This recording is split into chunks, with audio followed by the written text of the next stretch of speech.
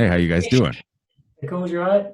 Yeah, all Uh, right, man. I'm super stoked. Congratulations on the upcoming release. The first in a series of four post-human survival horror is, which drops next Friday. Four albums. That's that's kind of a large undertaking. I'm wondering, just generally, how's it going so far? It's downright stupid, isn't it, basically? It does seem a little stupid. It's a lot of pressure to put on yourself. I know. I've got two kids as well. I'm in the same boat as you, so. So So we kind of thought we'd just do them smaller and then we could kind of be a bit more flexible with when we drop them and how long they are. And we just didn't really want to get into the like album, go away and make an album thing. So I think we kind of just like almost set it as a rule before really thinking about exactly what it was going to entail. So yeah, it's a bit. We're kind of just going to figure it out as we go. I think this They're first just one being, ended up yeah, being a they're bit just longer than we EPs as intended. well, yeah. So they're not like 18-track epic albums. Yeah, So they're all 5 to 8 tracks, something like except that. for this one, which is Yeah, nice. yeah, 5 to 9 tracks.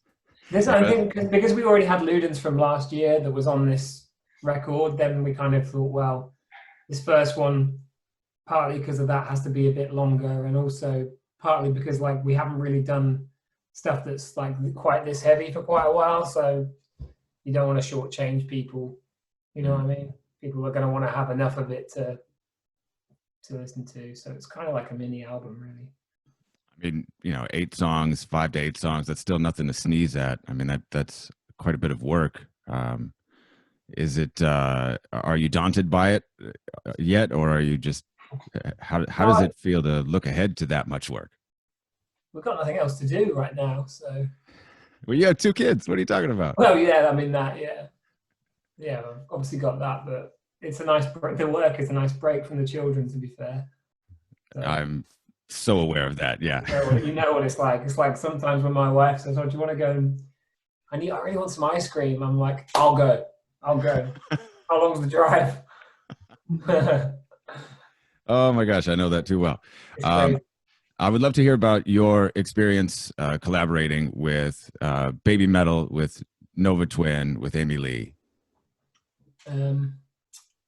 Yes, I mean it's all been pretty uneventful in terms of like, well, obviously we haven't seen them because that's the way these things work nowadays. So Baby Metal, we've talked about it for ages. We had a demo, didn't we, Matt, a while ago that they did some stuff on, and then the song never got finished, and then so yeah, that was been on the cards for ages, and they just really suited the vibe of the song we were working on, and they were super keen. They was to be fair, the stuff they sent back was quite crazy. Like they went into so much detail. Them and their team, they wrote the lyrics in Japanese, and they gave us these like charts that for different options. So it said, because obviously like it's the interpretation between Japanese and English is like, there's a lot of, it's not like for like, like a lot of European languages are like for like switches with words and stuff. Theirs is a completely different alphabet and symbols and different meanings and all that stuff. So it was the amount of detail they went in just on their verse was like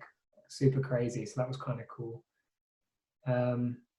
Youngblood is from the same place as Matt and everyone else live. So we've seen him knocking about, haven't we? Yeah, he's from South Yorkshire. And I think we've met him a couple of times, and him and our singer get on. So a bit of a no-brainer there. Yeah. And yeah, Nova Twins are they're a new act that we really like. We heard a couple of their songs and we like them. So yeah, we kind of hit them up randomly and they just fit perfectly on the track as well. So yeah, it all came together quite naturally, really. And Amy Lee, of course. Amy Lee was just, we had the last track and it just felt like it would be cool to have a female voice to contrast Ollie's, and we obviously already had quite a lot of female guests on the record, but it just felt like it was going to suit that track. And she's kind of like iconic singer of the rock scene from back when we kind of like were kids, really. So it just seemed like it would be really cool, and she was keen. She'd been keen for a while. We had talked to her before, actually, when we like accidentally ripped off one of their songs. We chatted to her a bit then, so we kept in contact. This was your opportunity to make amends, so to speak. Oh, we gave them a big percentage of our songs, so that was that was your opportunity to make. Right. We made amends there financially. I wondered, you mentioned with all the female guests, if that was intentional, if there was anything purposeful about having female guests. Not really, but not really. I mean, Ollie listens to be honest, he listens to predominantly female artists and has done for years.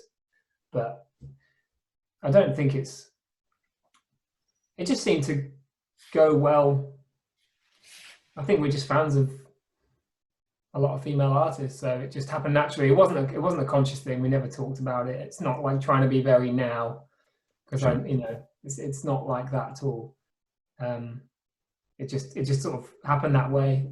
To be honest, it's not something we thought about. It was something that I mentioned towards the end. I was like, there's a lot of female guests, but it wasn't a bad thing. It was just like, cool, makes a nice change, to be fair. Does it ever surprise you what you get back when you send stuff out and you're asking for a contribution from another artist? Does it ever trip you out, like what they do? Trying to think of a good example without offending anyone. I mean, not so much on this record. On Ammo, there were some interesting ones. Obviously, like Danny Filth was interesting, different, and Grimes's was amazing. Actually, she sent back like a whole. She pretty much like arranged an entire vocal arrangement for the song. So she had like little sounds and lots of detail. She put a lot of work into what she sent back, and that was pretty amazing. That was the first time we had someone really like put their spin on it, rather than just like do what we told them to do. She kind of like took it off into a different thing, and it really elevated the song. So that was an amazing one, and there was layers and layers of vocals. That was pretty cool. I'm trying to think who else we've had. Razel, the beatboxer, that was interesting to work with. Basically just like about 10 minutes of that kind of shit. That was quite cool. Different again. I love Razel. I feel like I saw him just walking through, I think I was in Dallas, and I was walking through like Deep Ellum, and then there's so many clubs in downtown Dallas, and Razel was performing, and you could hear him doing his thing. He's like, how do you do that? How do you do that with your mouth? It's a trip. That guy's insane. He reminds me of when I was like a teenager. The Razel video was like big on LimeWire. Do you remember LimeWire and Kazaa? Depends how old you are. I don't know if you had them in America. Like, what was the equivalent? But there was videos of him that used to be like, I guess it would be like an early viral. Yeah, he was viral before viral was a thing. Yeah, it was like an early viral video where it'd be like, check this crazy beatboxer out. It was like him and then people beating each other up in like people's back garden was another big one. Kimbo Slides was like a massive viral video. You'd be like in school when you'd be on computers like, oh, have you seen this? Yeah. It's like Bonfire, so it's Razel. Yeah. If your mother only knew. That was the original video. Yeah. Oh, he's like the chorus and the beat at the same time, and he does he does the vocal and the thing. That was like a classic video.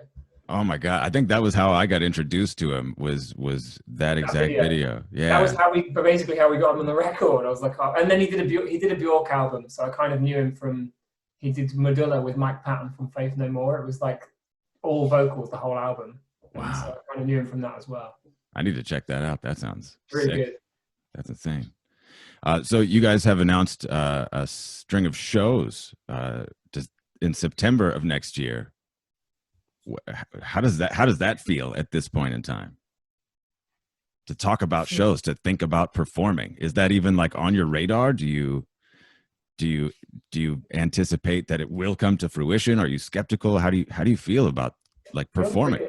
I think for me it feels pretty good, to be honest. Yeah, it's cool. I mean, here in America, maybe we're feeling a little bit different and less optimistic about there being shows even. So no, still nobody knows what's going on. You know what I mean? Nobody knows anything You know what I mean? We go back into lockdown tomorrow. South Yorkshire's been placed into like full-on lockdown again. So God knows how long that's gonna go on. So nobody knows what's around the corner, but you've got to do something. You know what I mean? We can't just like go quiet and not do anything at all. So something's got to be done if it happens or not. You know what I mean? But yeah, I think we felt like it was long enough away that the odds are good that we're going to have something by then. Obviously, we don't know, but there's lots of vaccines being trialed now, like extensively. So, you know, hopefully we'll have something towards the end of this year or early next year, and then by summer you'd hope that it's kind of started to, you know, it's getting out there. I mean, obviously it's just guesswork. Who knows? Who the hell knows? But yeah, we need something to work towards, don't we? And I think people are excited, and it gives them something to look forward to. And what's the worst case scenario? Maybe we have to push it back, but everyone knows, I think, buying tickets for these shows that people are putting on, that there's a chance they might get rescheduled if the whole world's still in the shit by September next year. Of course, everyone's shows are going to get knocked back, but you know, I think it's almost like the music industry's way of saying, like, we're coming back here, so yeah, let's try and get it sorted by then. Otherwise we're fucked. Yeah. I suppose it's probably a lot better to actually make the plans as opposed to just sitting on your hands and not Yeah, doing anything at all. you got to do something, and we worked hard on this record, and every single song we put out, we thought, you know, this song would be crazy live, this song would be crazy live. So it's like the whole record is so made for live. It's like we have to put at least a UK tour out, and it's a year away, so we've got enough time for them science people or whoever it is working on a vaccine to figure it out. That's actually was leading into my next question, which is of the music that you've put together, what are you looking forward to bringing to the people? What's the live stuff that you're talking about? Like, this is going to be sick. We haven't even really talked much about what type of show we're going to do, to be fair, have we yet?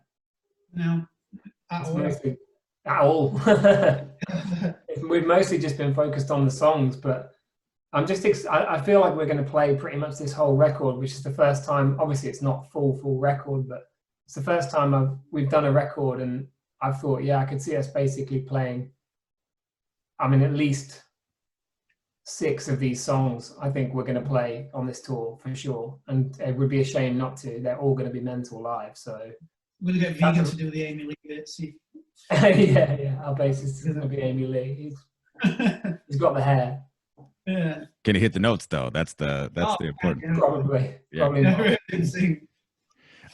And so if there's 6 of these, and then you've got, you know, what 15, 20 more. Jordan's dream is to play the world's longest set ever. Yeah, I'd love to play a 2-hour set. We're picking I'm working towards it from our whole career. Jordan's 3-hour sets, got to do 3-hour set. We're basically, me and Matt are like 2 sides of a coin. So I always want to play for longer, and he always wants to play shorter. We have it's pretty much a daily. I'm in and out, in and out. It's a clashing of heads every day. Short burst of energy. Why do you feel that way, Matt? Is it the energy? It's lazy. I'm a lazy guy. Well, I can relate to that. And you're more interested in doing a long show for. Well, I mean, I'd have to do anything, to be fair. I just stand there and press play, whereas Matt actually has to play drums, so there is a difference. I don't mind. Honestly, I don't mind. I've grown into it a little bit, I think. You know, I think that's obviously something.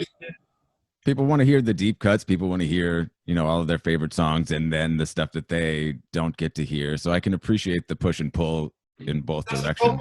So many great songs, you know, we've got to squeeze them all in. I'm normally an advocate of the deep cuts, but I think deep cuts can go now, in my opinion, because we've got too many new songs to play, and I'm too excited to play them. There's no way I want to miss one of these songs to play something really old. It just would be. It's actually gonna be really fun. I mean, like Parasite Eve, we've never played it together as a band. You know what I mean? That was wrote in isolation and released, and we did a video for it, and so it's just going to be cool, just band practice, because we're not a band that practices a lot.